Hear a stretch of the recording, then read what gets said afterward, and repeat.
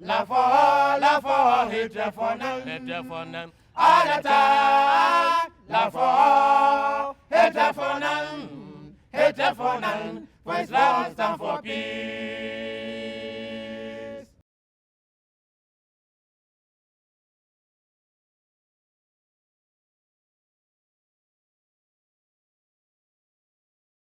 Assalamu alaikum and welcome to yet another edition of Inspirational Africans. This is your show, the grand show that brings you grand Africans with grand inspiration. Before we delve into the program, we give you our guest. It is our distinct pleasure to have Mrs. Emily Joof. She is an education advisor, postgraduate researcher, and Obama Africa leader. Emily Joof is an African diaspora mom with a great love for storytelling. She was born in Lagos, Nigeria, to a Gambian father and Malian French mother, and has lived in Nigeria, Belgium, France, the Gambia, the UK, and Sweden.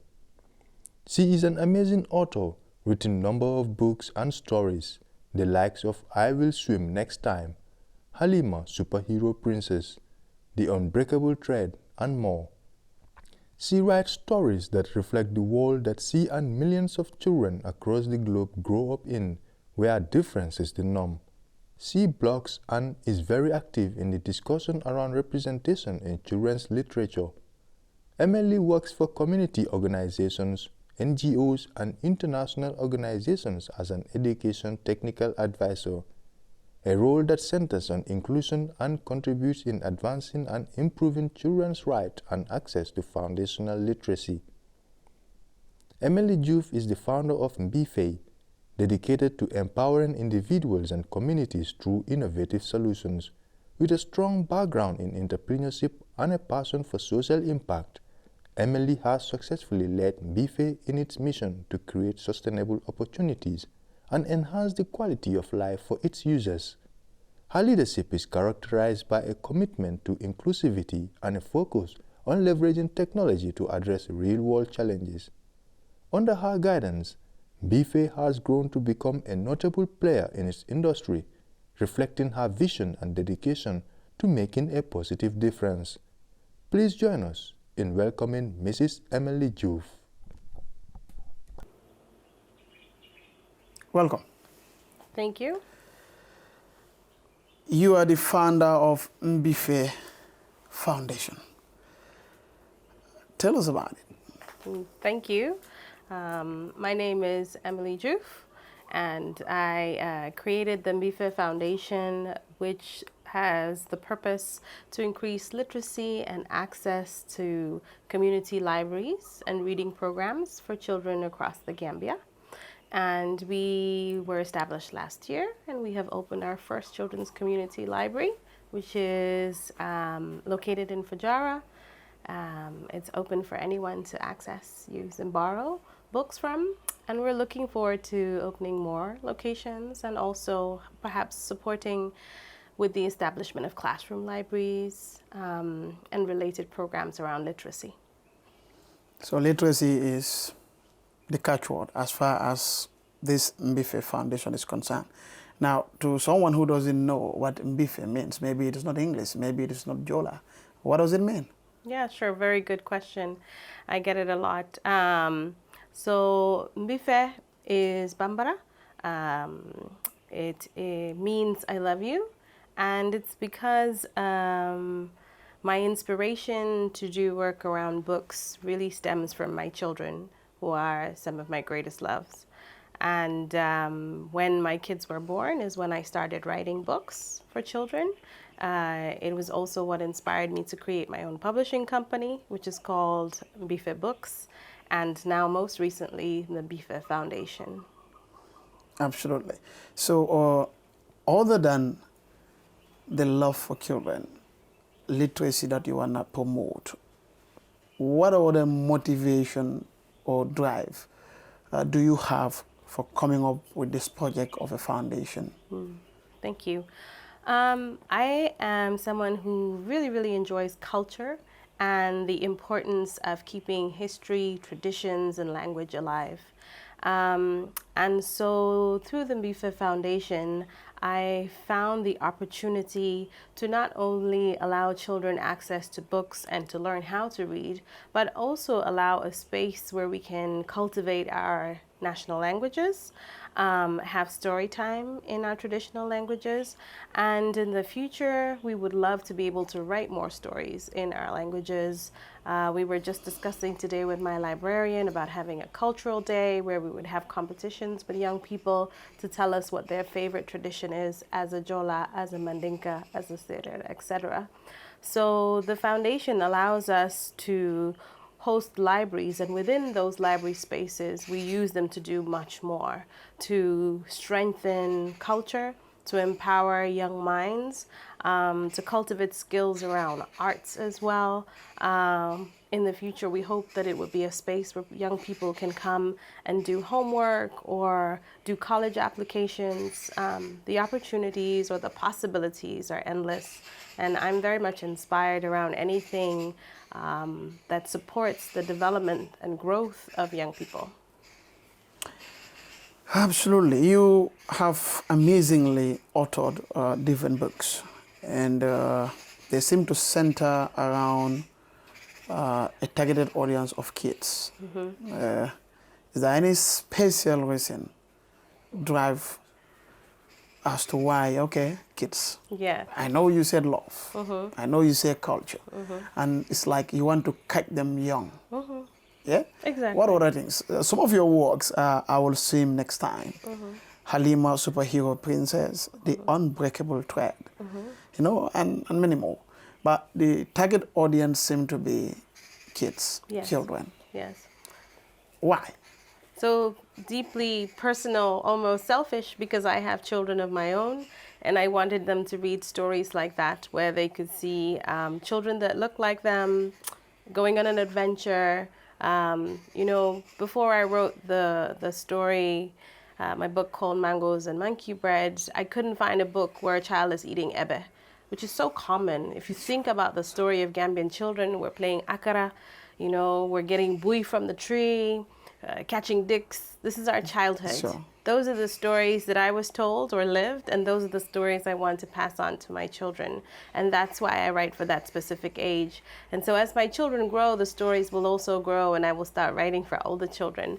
But also there's this reality that there is a vacuum. There are very few books that represent Gambian realities, and even fewer that are written by Gambians. Absolutely.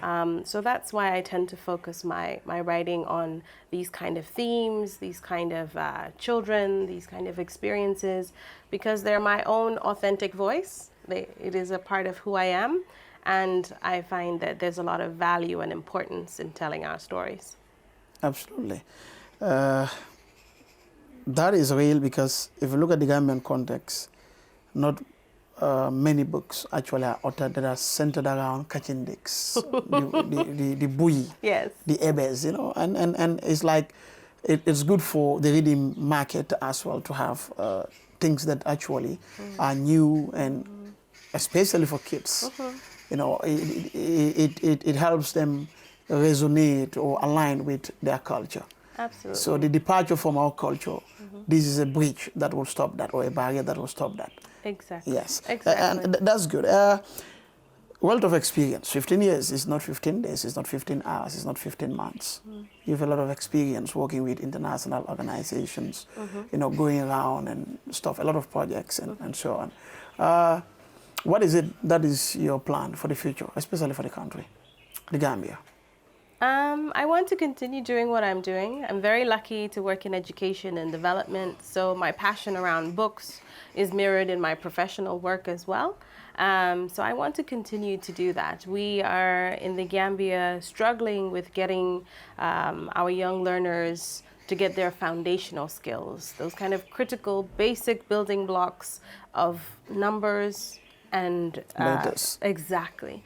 So for me, that's what I would like to continue to focus on, and also see how we can make sure that those who are most marginalized are brought in with us, so that we don't focus or center all our efforts on the urban areas, that we make sure that programs run from Banjul to Basse. And then from a personal standpoint, a lot of my energy hopefully will continue to go towards the foundation. Like I mentioned, I would love to have storytelling festivals. I would love to see more publishing happening. And actually, there's a lot of different people that are already starting to do this work. So I'm not alone in this field, and that gives me even more joy and courage, because it's not a one-person job. I think everything is done better when it's done within your community and with the support of your community. So I think for me, it will be much more partnerships and hopefully growth of what we are already doing. Absolutely. You are also part of Obama Africa Leader or Obama Foundation. Tell us about it, and how has this program really impacted, especially positively, Africa by extension, maybe at a global stage as well, on a global stage? Thank you. So I've been very lucky to be selected as an Obama leader. It's a course that I'm currently doing now. And I recognize the fact that everything in life must be learned. And as maybe 4 years ago, I knew very little about running a library. And 8 years ago, I knew very little about writing a book. And more, I found myself in positions where I am seen as leading. And it felt important to me to get those skills, to learn what actually does leadership mean. How is it that one can lead with service as the core value? Because for me, that is my core value. I want to serve the people that I work with. So I'm really excited to be part of this program with a cohort of over 30 Africans, everyone in a different field. We have really inspirational teachers. We have excellent opportunities to learn about how to be connected, how to learn from each other, smart partnerships that we can learn and grow from within the continent. So it's a really exciting program, and I hope that once I complete it, I can continue to serve and lead and hopefully mentor other young women in the Gambia. Great. Women especially. You said you were 30 in the cohort. Yes, about 30, yes. About 30. How many are women? More than half. So Okay. they were quite, yes, they do keep an eye on that. Exactly. That kind of gender sensitivity. Absolutely. Very gender sensitive. In fact, the course leaders are all women. So yes, we're well represented. Absolutely. Yes. Part of having mercy and understanding for women is empowering them. And that's a teaching of the sermon, the last sermon of the Prophet ﷺ, that we need to empower women, have understanding for them, and so on. And that's good. Now, what advice would you share with the viewers, especially women of this country? What advice in all spheres that you're comfortable with? What do you think is that thing that you want to tell them? Just assuming this is your last chance to talk to them. I know there are going to be many chances. So for women, actually, whenever I get these kind of questions, I feel like it's important for women to remember, or everyone to remember, that women have a voice and they use it. More often than not, it's because we're not listening. So when we say empowering, I often think, well, actually, the power sometimes is already there. You need to allow it space to feel it, to grow. I also think that in our culture, women lead each and every day. They wake up, they make decisions about households, consultatively with their husbands, their co-wives, their children, but they're every day making decisions to better themselves, to support their family, to participate, to make sure that community values remain knit, remain tight. So I have a lot of faith and trust in Gambian women. I feel they are inspiration in themselves. They need to be offered more paths so that we can allow them to really show all the skills that they already have. We want to see more women CEOs at the National Assembly, in politics, in all positions, in all sectors. I would love to see more women represented because we tend to allow them this space to lead at the community level and then keep the glass ceiling there. So that's my message for everyone else. For women, I would love for them to step up even more. I know that they're already doing so much, but for the Gambian woman, I want her to aspire to the highest position, to the highest, to know that their strengths are valued, and truly they are the ones who can make a distinction, and they can push the development of our nation, because we are a majority, and we And are... there is power in numbers. Exactly. As long as we come together, I think we can do precisely whatever we decide that we will do.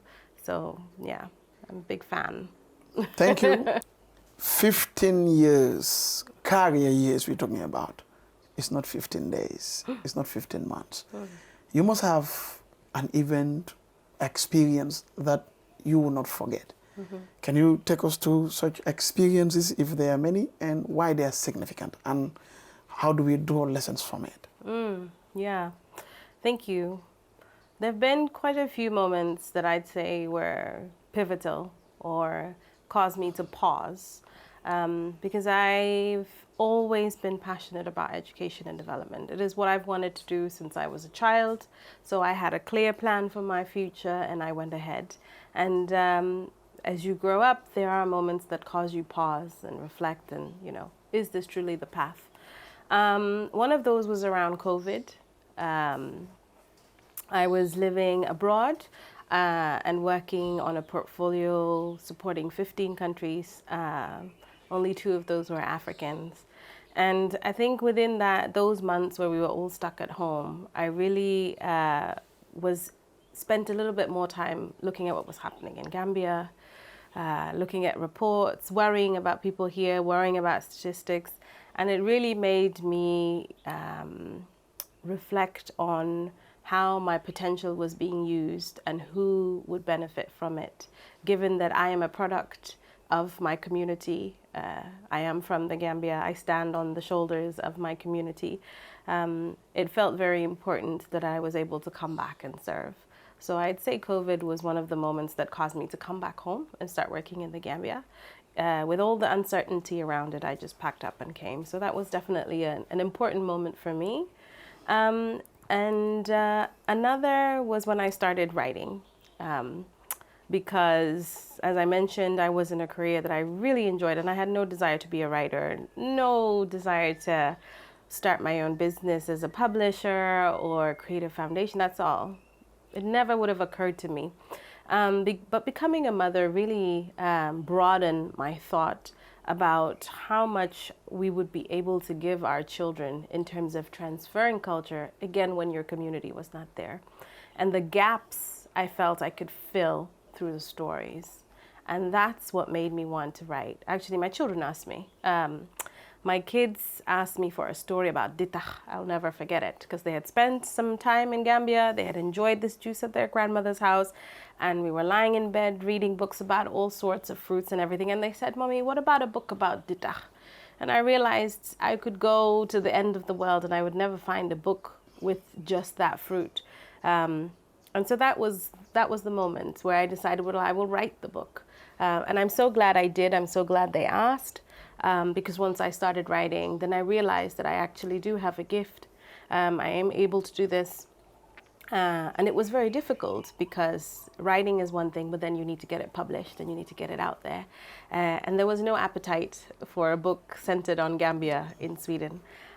So again, being a little bit resilient, I said, well, fine, then I'll create my own publishing house and I'll bring it out myself. So there was a huge learning curve, how to hire an illustrator, how to get a graphic designer, where do we print these books, how do we market them, etc. So I spent a good amount of time, over a year, learning this craft, and that's how the first book came. And then I did the same again, and I kept pushing. So now I have books published in the UK, in Sweden, in the US, not just on my own. So that persistence actually took me to where I wanted to go.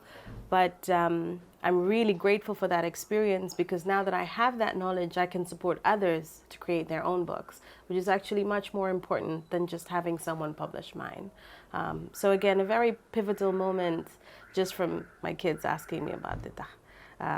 And final moment, the reason why the foundation was born, was coming home. My kids are big readers and we look for places where we could get books. We love the National Library. I support them as much as I can, but we wanted more. And I kept complaining about it. And my daughter, who was maybe about 8, she's turned around and she said, well, Mommy, create the library. Again, she's very, very good at pushing me forward. And once the seed was planted, that was it. Again, I thought, okay, what does it take to create a library? And I started learning again. And that's how the library was formed just a couple of months later. It is never the result of my actions alone. There are always people, mentors, strangers, people from the community who come in to support, to offer advice, to offer space or funding or books. And that's how I get where I'm going. But I really want to emphasize the fact that learning is an essential part of growth for any project at any age, at any moment.